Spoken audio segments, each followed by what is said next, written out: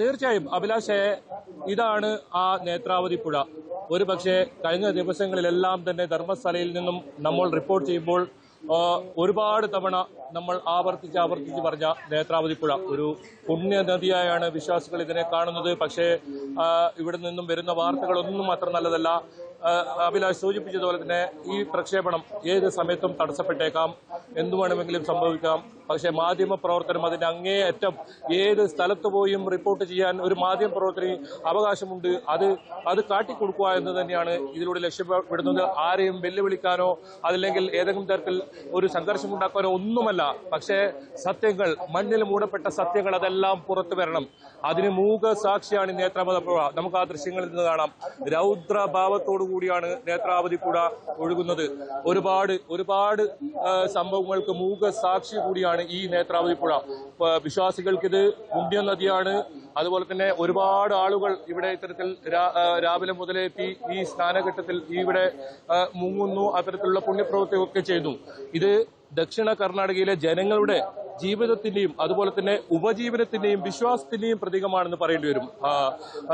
അഭിലാഷ്, മംഗലാപുരത്തിന് സമീപം അറബിക്കടലിലാണ് ഇത് ചേരുന്നത്. അതായത് നേത്രാവതി നദി ഈ മംഗലാപുരവുമായി ഉൾപ്പെട്ട ഒരു സ്ഥലമാണ്. മംഗലാപുരത്ത് നമുക്കറിയാം, നേത്രാവതി പാലമൊക്കെ നമ്മൾക്കറിയാം. ഇതിന് ഏറ്റവും പ്രധാനമെന്ന് പറയുന്നത് ഇവിടുത്തെ കർഷകരെ സംബന്ധിച്ചിടത്തോളം അവർക്കുള്ള ജലസേചന മാർഗം കൂടിയാണിത്. അത്തരത്തിൽ വലിയ കാര്യങ്ങൾ ഈ ഒരു നേത്രാവതി പുഴയിലുണ്ട്. നമുക്ക് ഇപ്പോൾ കാണുന്ന ഈ സ്ഥലം, ഇതാണ് ആ ശുചീകരണ തൊഴിലാളി ജോലി ചെയ്തിരുന്ന ആ സ്ഥലം.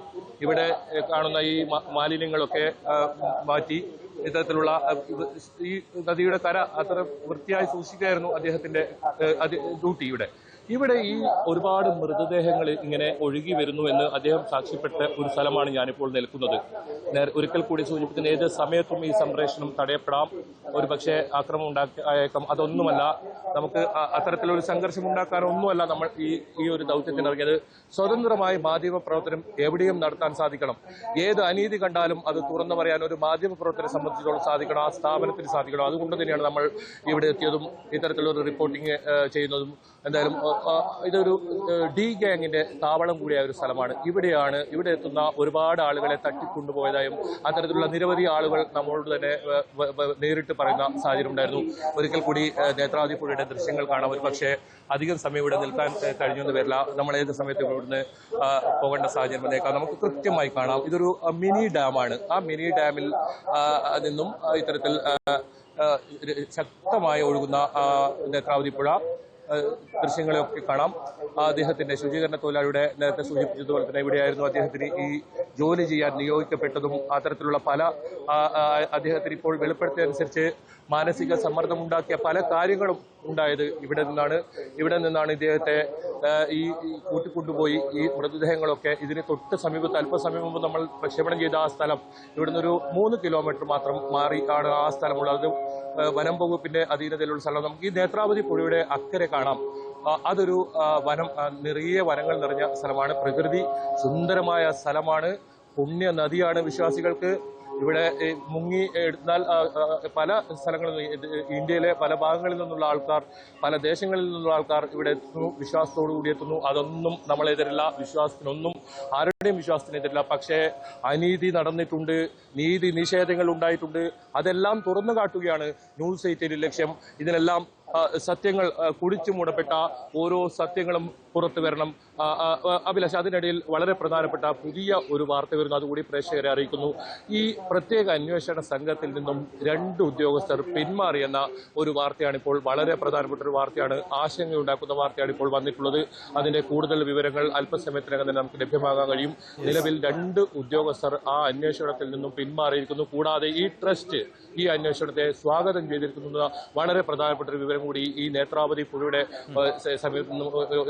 പരിസരത്ത് നിന്ന് നമുക്ക് റിപ്പോർട്ട് ചെയ്യേണ്ട ഒരു സാഹചര്യമുണ്ട്. അതിന് കൂടുതൽ വിശദാംശങ്ങൾ നമുക്ക് അല്പസമയത്തിനകം തന്നെ വളരെ പ്രധാനപ്പെട്ട ഒന്നായി മാറും. തീർച്ചയായും ബൈജു സൂചിപ്പിക്കുന്ന പോലെ 2 ഉദ്യോഗസ്ഥർ ആ അന്വേഷണ സംഘത്തിൽ നിന്ന് മാറുന്നുവെങ്കിൽ നമ്മൾ റിപ്പോർട്ട് ചെയ്തുകൊണ്ടിരിക്കുന്ന വാർത്തയ്ക്ക് കൂടുതൽ ആധികാരികത കൈവരികയാണ്. കാരണം മറുഭാഗത്ത്, അതായത് ആർക്ക് നേരെയാണോ അന്വേഷണം എത്തേണ്ടത് അവർ ദുർബലർ അല്ല, വലിയ സ്വാധീനമുള്ള ആളുകൾ ആണ്, ഭരണകൂടത്തെ സ്വാധീനിക്കാൻ ശേഷിയുള്ളവർ ആയിരുന്നു. കാരണം 1978 മുതൽ ദുരൂഹമായ ഒട്ടേറെ മരണങ്ങൾ ഒരേ പ്രദേശത്ത് സംഭവിക്കുമ്പോൾ പോലും അതിലൊന്നുപോലും തെളിയിക്കപ്പെട്ടിട്ടില്ല എന്ന് മാത്രവുമല്ല, ഒരമ്മ അനന്യ ഭട്ട് എന്ന പെൺകുട്ടിയുടെ അമ്മയുടെ യാചന, അവളുടെ ഒരു അസ്ഥിയെങ്കിലും തരൂ, എനിക്ക് അന്ത്യകർമ്മങ്ങൾ ചെയ്യാൻ എന്നുള്ളതാണ്. അങ്ങനെയുള്ള അമ്മമാരുടെ വിലാപങ്ങൾക്കൊന്നും ഇതുവരെയും ഉത്തരം കണ്ടെത്തിയിട്ടില്ല. അതിനൊരു ഉത്തരം കണ്ടെത്താൻ ഒരു പക്ഷേ ഈ അന്വേഷണ സംഘത്തിന് സാധിക്കും എന്നാണ് പൊതുവെ പ്രതീക്ഷിച്ചിരുന്നത്. അവിടെയും ഈ അന്വേഷണ സംഘത്തിൻ്റെ ഭാഗമാകുന്നവർ പിന്മാറുന്നുവെങ്കിൽ അതിൻ്റെ കാരണമെന്ത് എന്ന് അവർ പറയേണ്ടതുണ്ട്. അത് സമ്മർദ്ദത്തിൻ്റെ ഭാഗമായിട്ടാകാം, അതല്ല എങ്കിൽ ഇങ്ങനെയുള്ള ഒരു സംഘത്തിന് നേരെ അന്വേഷണത്തിന് ധൈര്യപ്പെടുന്നില്ല എന്നതുകൊണ്ടാകാം. തീർച്ചയായും അന്വേഷണ സംഘത്തെ രൂപീകരിക്കുമ്പോൾ അത് ആക്ഷൻ കൗൺസിലിനടക്കം വലിയ ആശ്വാസമാകുന്ന ഒന്നായിരുന്നു, പ്രത്യേകിച്ച് DGPയുടെ നേതൃത്വത്തിൽ ഉള്ള സംഘം.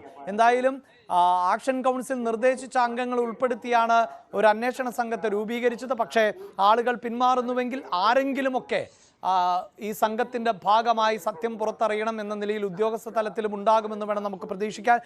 ഒപ്പം ബൈജു ഈ സൂചിപ്പിക്കുന്ന പോലെ ഈ ശുചീകരണ തൊഴിലാളി തൊഴിൽ ചെയ്തിരുന്ന ഇടമാണല്ലോ ഇവിടം.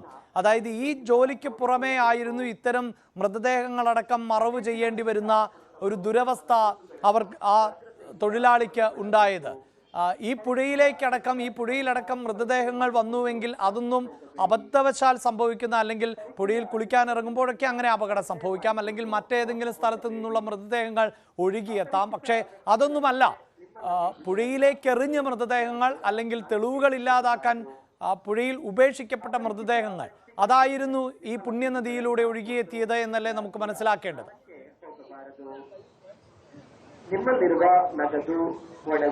തീർച്ചയായും അത് തന്നെയാണ് ഈ ശുചീകരണ തൊഴിലാളി വെളിപ്പെടുത്തിയത്. ഈ അസ്വാഭാവിക നിലയിൽ ഒരുപാട് മൃതദേഹങ്ങൾ, ഒരു പക്ഷേ ധർമ്മസ്ഥല പോലീസ് രജിസ്റ്റർ ചെയ്ത കേസുകൾ 484 വിവരാവകാശം നൽകിയ കേസുകളിൽ പലതും ഇവിടെ നിന്നും ലഭിച്ച മൃതദേഹങ്ങളാണ്. അതെല്ലാം ആത്മഹത്യകളാണ്. മാത്രമല്ല ഈ മലയാളിയായ പത്മലതയുടെ മൃതദേഹം, അതും ഈ നേത്രാവതി പുഴയിലെ ഈ സമീപത്താണ് ഇത്തരത്തിൽ വന്നറിഞ്ഞത്. അതായത് 56 ദിവസം കഴിഞ്ഞ് 2 കൈയും 2 കാലും കൂട്ടിയിട്ട നിലയിൽ അസ്ഥികുടമായാണ് നേത്രാവതി പുഴ ആ കുടുംബങ്ങൾക്ക് അവരെ തിരിച്ചു കൊടുത്തത്, മൃതദേഹമായി തിരിച്ചു കൊടുത്തത്. പക്ഷേ അതിനെല്ലാം മൂകസാക്ഷിയാണ് നേത്രാവതി പുഴ. എന്തായാലും ഇതുവരെ ഒരു മാധ്യമ പ്രവർത്തകർക്കും എത്തിപ്പെടാൻ കഴിയാത്ത ഒരു സ്ഥലം, ഇതുവരെ ഒരു ദൃശ്യവും ഇവിടെ നിന്നും. യെസ്, ബൈജുവാണ് വാർത്തയുടെ വിശദാംശങ്ങൾ നൽകിക്കൊണ്ടിരിക്കുന്നത്. ഒരു പക്ഷേ ബൈജു ഈ വാർത്ത റിപ്പോർട്ട് ചെയ്യുമ്പോൾ പോലും ബൈജുവിന് നിരീക്ഷണ കണ്ണുകൾ ഉണ്ട് എന്നുള്ളതാണ്. അവിടെ നിന്ന് എത്രത്തോളം ഇത് തുടരാൻ പറ്റുമെന്ന് പോലും അറിയില്ല. കാരണം ഇതാണ് നമ്മൾ റിപ്പോർട്ട് ചെയ്യുന്നത്, ഈ വിഷയമാണ് റിപ്പോർട്ട് ചെയ്യുന്നത് എന്നറിഞ്ഞാൽ അത് തടസ്സപ്പെടുത്തുവാനുള്ള നീക്കങ്ങളടക്കം ഉണ്ടാകാം. പക്ഷേ ഇപ്പോൾ ഈ വാർത്ത പുറത്തു വന്നതിന് ശേഷം ഒരു പക്ഷേ അങ്ങനെയുള്ള ഡി ഗ്യാങ്ങിന് അല്പമെങ്കിലും ഭയപ്പാടുണ്ടായിട്ടുണ്ടാകണം. കാരണം ഇതുമായി ബന്ധപ്പെട്ട അന്വേഷണം നടക്കാൻ പോകുന്നു എന്നുള്ളതാണ്.